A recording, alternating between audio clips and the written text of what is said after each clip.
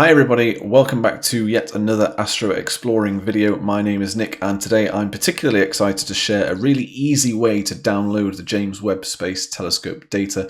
Doesn't matter if you're using Windows or Mac or Linux, this will work on any operating system. So the first step is to navigate to this web page here, and you can do that by just typing in the bit that I've highlighted in the URL bar there. So if you type mast.stsci.edu and hit return, it will automatically fill in this part of the URL for you as the web page loads. It might be a little bit slow because of the amount of people that are trying to access the page at the same time, but it will load.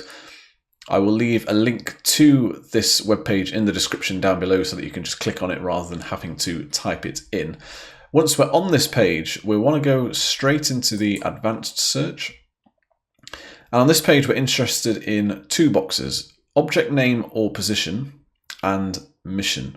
So in mission, you can already see that I've got this. So in mission, type JWST for James Webb Space Telescope and then hit return. Now that's going to find over 90,000 records already, and they've only released the first 5 images. So I think typing in the object name and position is going to become more important as more images are released. So this next step is optional, but I really do recommend it. So if you know the object name that you're wanting to find, and by name I mean its designation. So I'm interested in downloading the Carina Nebula data from the first data drop from the James Webb Space Telescope. So to find the Carina Nebula data, I want to type NGC 3324 and hit enter. So that is now going to find NGC 3324 data from the James Webb Space Telescope. And you can see that that's now returned 10 records instead of the original 90,000+ that it had. So now to be able to see these records, all we need to do is click on search. And again, this might be quite slow because a lot of people will be trying to access this. Here we go. That has now given us the 10 results that we want. And the data that we're looking at here is the near-infrared camera and the mid-infrared camera. Now, all I'm really interested in from an astrophotography point of view is the near-infrared camera, to be able to process that data in PixInsight and hopefully get an image that looks reasonably close to the NASA data. And you can do that one of two ways. You can either just look down the instrument column and pick all of the ones that say near infrared, or you could sort by it so you've got the near infrared all together, or you could just click on this box here for near infrared and that will bring up just that data so that you know that you're only going to download the data that you definitely want. To download this data, it will download it as a zip. All we want to do is click on these little floppy disk icons. And if you were born after, I don't know, the year 2000, you've probably never used a floppy disk before, but this is what a floppy disk looks like. Had the grand total of about 1.44 megabytes worth of data, if I remember right. So all you want to do is click on that,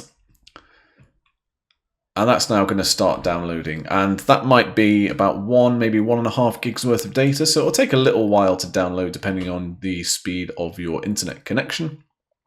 So I'll pause the video here so that you don't have to sit and watch this download. Okay, so you can see that that's downloaded now. It took a little bit longer than expected. I thought when I downloaded it earlier it was just about 1.5 gig, it was actually 2.5 gig. So I'm using Chrome. This will be different in every browser, but it'll be reasonably the same. I'm just going to go ahead and click on open. Now this is a zip file, so in Windows I'm going to need to extract this data. I don't really care where it extracts to, but if you do, then just click on extract all and browse to a specific folder that you want the data to extract to. I'm going to go ahead and click extract.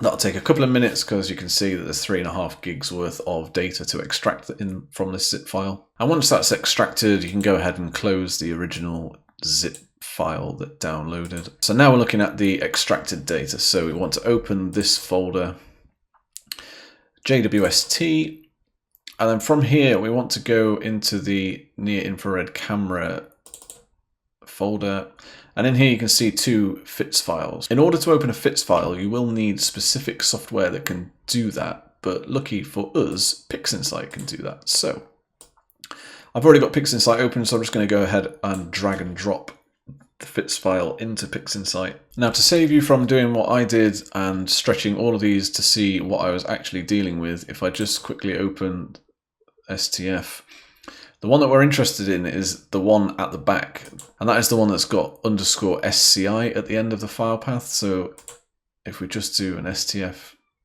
stretch, there we go, you can see all of the data in there. And you'll want to obviously do that for all of the filters and process the image as you see fit. So that is how you download data from the James Webb Space Telescope. Please give this video a thumbs up if it was useful for you. I'm going to process these images myself and hopefully share them in the next week or so with you on this channel. My name is Nick and you've been watching AstroExploring, and I'll see you in the next video.